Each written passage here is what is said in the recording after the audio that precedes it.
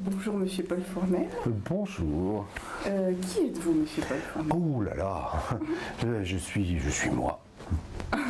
Alors, je suis un écrivain et voilà, j'ai écrit depuis très longtemps parce que je suis très vieux et j'ai écrit pour la vieillesse, mais j'ai écrit aussi pour la jeunesse et j'ai fait tous les métiers du livre depuis tout petit.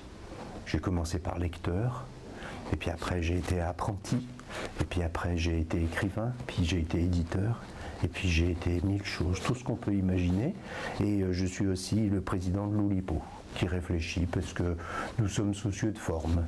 Et je suis soucieux de forme, donc j'aime écrire aussi bien de la prose que de la poésie, que du théâtre, et que toutes les diverses choses qu'on peut imaginer. Et puis c'est celles qu'on n'a pas encore imaginées, qu'on essaye d'imaginer, c'est notre travail. L'Oulipo, vous pourriez en dire deux mots? Oui, bien sûr, c'est un groupe qui s'appelle Ouvroir de littérature potentielle, dit Oulipo, j'écris comme ça. Et c'est un groupe qui a été créé par Raymond Queneau et par François Le Lyonnais. Raymond Queneau était écrivain et poète et François Le Lyonnais, lui, était mathématicien. Et donc l'idée, c'est d'interroger la mathématique pour savoir quelle nouvelle structure elle peut proposer aux écrivains pour fabriquer des textes différents, nouveaux, qui sortent un petit peu du créneau traditionnel de la poésie et de la prose. En quoi l'Oulipo peut intéresser la pratique scolaire?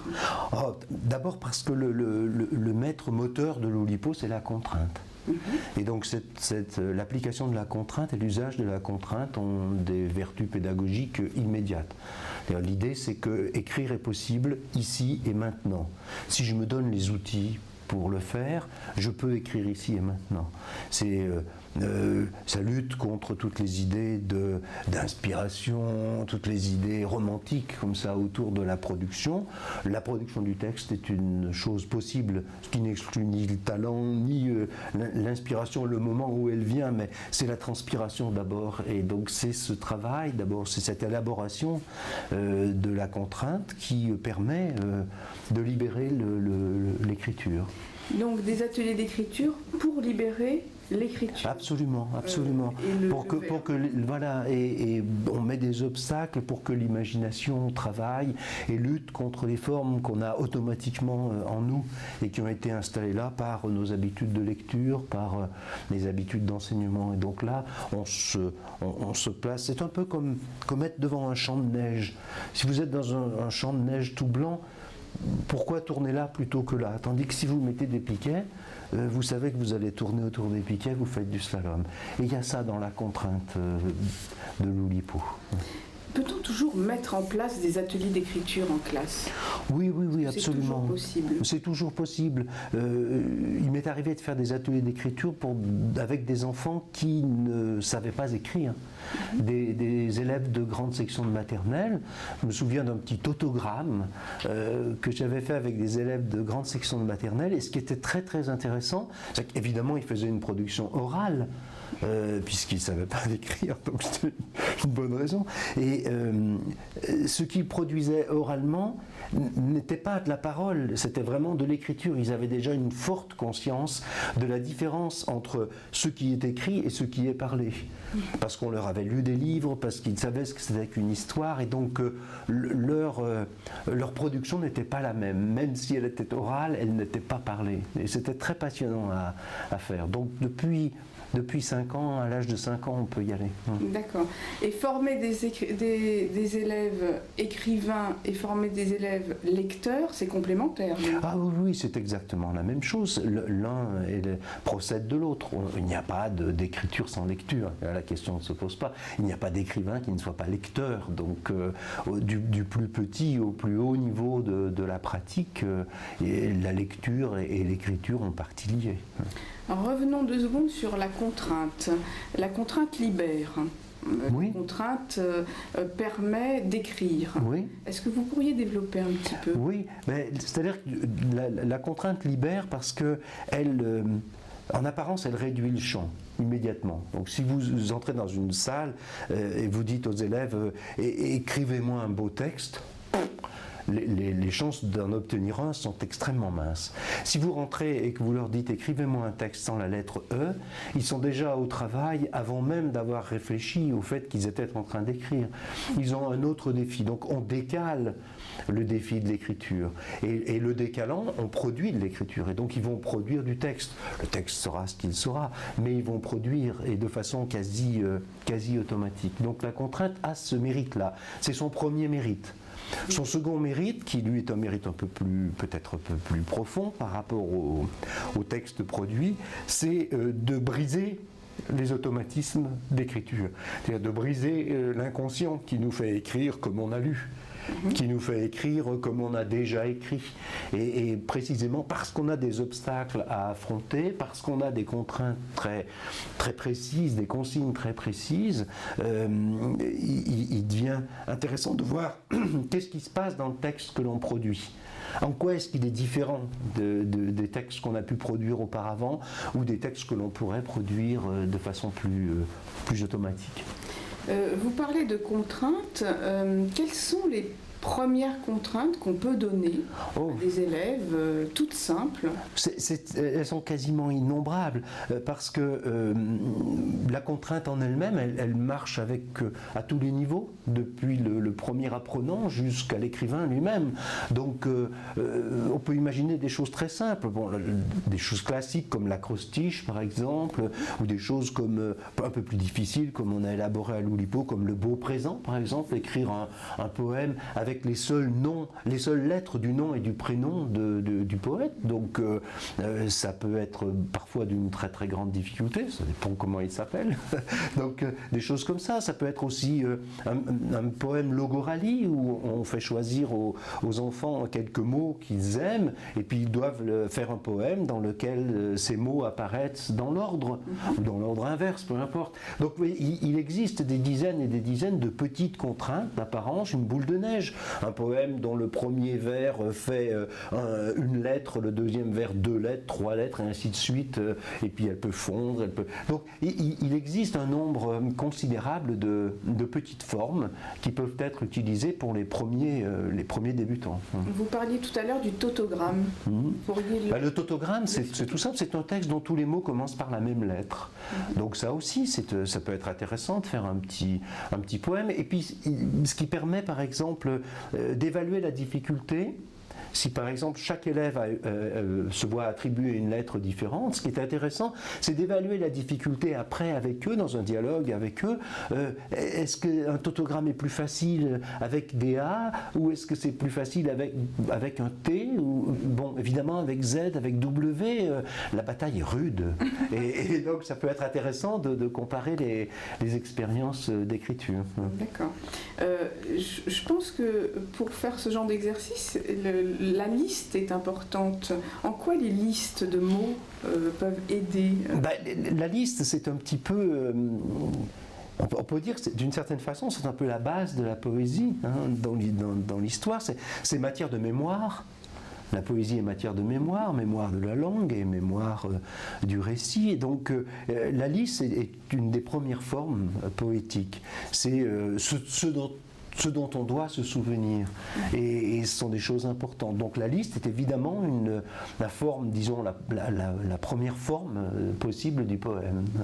Et elle peut aider après à fabriquer des contraintes. Oui, à partir d'une liste, on peut imaginer 1 million de choses. On est très proche d'ailleurs du logoralie. Une liste, c'est une liste de noms, une liste d'objets, une liste d'actions. N'oubliez jamais les verbes et les adjectifs dans les listes. Souvent, on a tendance à faire des listes de noms.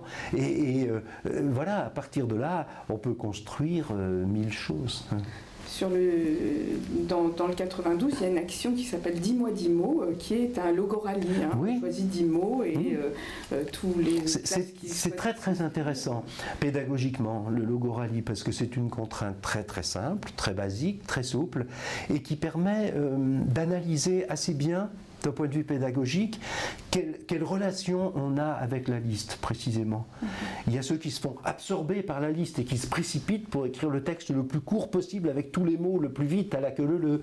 Il y a ceux qui au contraire prennent la mesure de leur liberté et noient la liste dans un texte qui est un texte beaucoup plus large, qui est de leur propre invention, et donc il y a là quelque chose de tout à fait passionnant à exploiter avec une contrainte très très simple.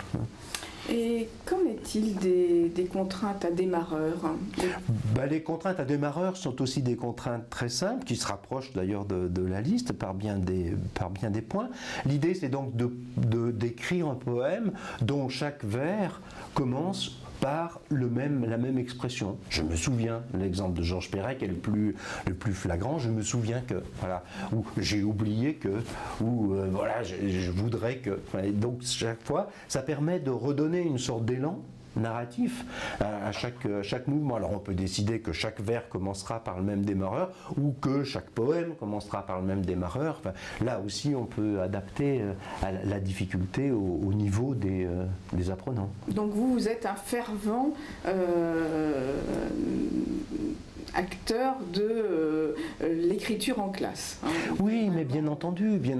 J'ai eu la chance dans ma vie vraiment de faire travailler depuis les élèves les plus jeunes jusqu'aux élèves de Sciences Po, de Normal Sup, à qui j'ai fait faire des ateliers d'écriture, à Princeton en anglais. Je veux dire, et ça marche absolument sur toute la gamme des apprenants, parce que la démarche pédagogique est féconde. Donc il suffit après d'en adapter le niveau, mais elle est féconde. Même les petits, quand ils ne savent pas écrire, bien sûr, mais oui, tout à fait possible. Mais oui, tout de suite. Dès que c'est possible, dès qu'ils sont capables de... Il faut à la fois jouer le jeu de la mémoire et de la création. C'est ça qui est important. Et c'est là où la poésie est un outil merveilleux. Il faut à la fois la lire, la réciter. C'est très important d'apprendre, d'avoir des beaux schémas de langue par cœur, comme ça, un stock de langue par cœur dans la tête. Je me souviens d'un professeur d'anglais qui nous cassait les pieds pour qu'on apprenne chaque jour 2 lignes d'anglais simplement, ou ce qu'on voulait, comme on voulait. Et je le bénis chaque jour parce qu'il nous a fait un stock comme ça, un stock de formes. Et la poésie est un lieu rêvé pour ça. Donc il faut l'apprendre, il faut la réciter et il faut l'écrire. Et il faut l'écrire différemment de celle qu'on a lue. Tout à fait. Je vois que vous avez le petit Oulipo. J'ai le petit Oulipo. Nous allons travailler cette année, nous travaillerons avec Rue du Monde autour de 3 auteurs, Alain Serre, Jean-Pierre Siméon, qui est à l'initiative du Printemps des Poètes, et PEF, et puis un illustrateur, Corvézier. Donc vous avez le petit Oulipo qui est édité chez Rue du Monde, dont vous avez choisi les textes. Est-ce que vous pouvez nous en parler un petit peu? Oui, c'est simplement un ensemble de poèmes que j'ai commandés à mes amis de l'Oulipo, et ce sont des poèmes qui sont destinés aux jeunes lecteurs et qui sont aussi autant de contraintes différentes et qui sont des propositions de contraintes que les jeunes peuvent absolument reproduire. Par exemple, la contrainte S+7 est une contrainte tout à fait intéressante. Elle est très très mécanique d'apparence et très intéressante pourtant, parce que l'idée, c'est de prendre un texte de base et de remplacer chaque mot du texte par le 7e que je suis dans le dictionnaire. Bon, ça paraît très mécanique, ça paraît extrêmement simple à faire, mais c'est quand même le plus sûr moyen pour faire ouvrir un dictionnaire. Bien sûr. À un jeune apprenant. Donc, par exemple, si vous prenez une fourmi, le poème de Robert Desnos, une fourmi de 18 mètres avec un chapeau sur la tête, ça n'existe pas, etc., etc. Donc, vous le traitez de cette façon-là avec le petit Robert, l'apprentissage, un Robert d'apprentissage, et vous avez un fournisseur de 18 meubles avec un chapeau sur le textile, ça n'existe pas. Un fournisseur traînant un chardon plein de pin-up et de candeur, ça n'existe pas. Et donc, de cette façon-là, vous arrivez à produire des textes qui sont insolites, qui sont intéressants et qui en même temps peuvent être analysés de façon à voir qu'est-ce qui reste d'un texte lorsqu'on en a évacué le sens d'une certaine façon, lorsqu'on a évacué tous les mots qui étaient porteurs de son sens, qu'est-ce qu'il en reste? Qu'est-ce que c'est qu'une structure? Qu'est-ce que c'est qu'une musique? Qu'est-ce que c'est qu'un rythme? Et donc ça permet d'aller un petit peu au-delà de l'exercice lui-même. Écoutez, tout ça me paraît très très intéressant et j'espère que ça donnera envie aux enseignants de faire de la poésie, l'écriture poétique en classe. Mais oui, je compte sur eux fermement. Et on compte sur les élèves aussi pour écrire des beaux poèmes. Faut-il écrire soi-même pour faire écrire? Ça dépanne. Ça dépanne. C'est sûr que pour faire écrire, si on a une expérience de l'écriture, c'est infiniment plus simple, je dirais, parce qu'on a éprouvé la difficulté de produire du texte et en même temps le bonheur de produire du texte. Tout le monde parle de l'angoisse de la page blanche, c'est vrai, c'est une réalité, mais il faut aussi parler du bonheur de la page noire, celle qu'on vient d'écrire. Et donc ces bonheurs-là et ces difficultés-là, je trouve qu'il est bien de les avoir affrontés avant d'essayer de les faire partager avec les plus jeunes. Écoutez, merci beaucoup, Monsieur Paul Fourmel. Merci. Merci de vos conseils. Et puis, j'espère que les enseignants mettront en pratique tous ces conseils. Est-ce que vous pourriez finir par nous lire une petite contrainte? Oh ben oui, par exemple, qu'est-ce que je vais pouvoir vous lire? Je vais vous lire une petite, voilà, un poème, une terrine. Alors, la terrine, c'est un petit poème de 9 vers, et ce sont, au lieu d'avoir les sons qui riment à la fin, généralement les enfants sont très sensibles à la rime, j'ai remarqué. Et au lieu d'avoir des sons, ce sont les mots qui tournent. Donc ce sont 3 mots qui reviennent à la fin des vers. Donc voilà, c'était une terrine qui est une terrine qui se définit elle-même. Pour composer une terrine, il faut d'abord choisir 3 mots que l'on placera pour qu'ils riment. Ce ne sont point les sons qui riment quand on compose une terrine. Ce qui rime, ce sont les mots. Il faut faire tourner ces mots dans l'ordre où ici ils riment. C'est à ce prix qu'est la terrine. Bravo, magnifique poème définitionnel. Merci.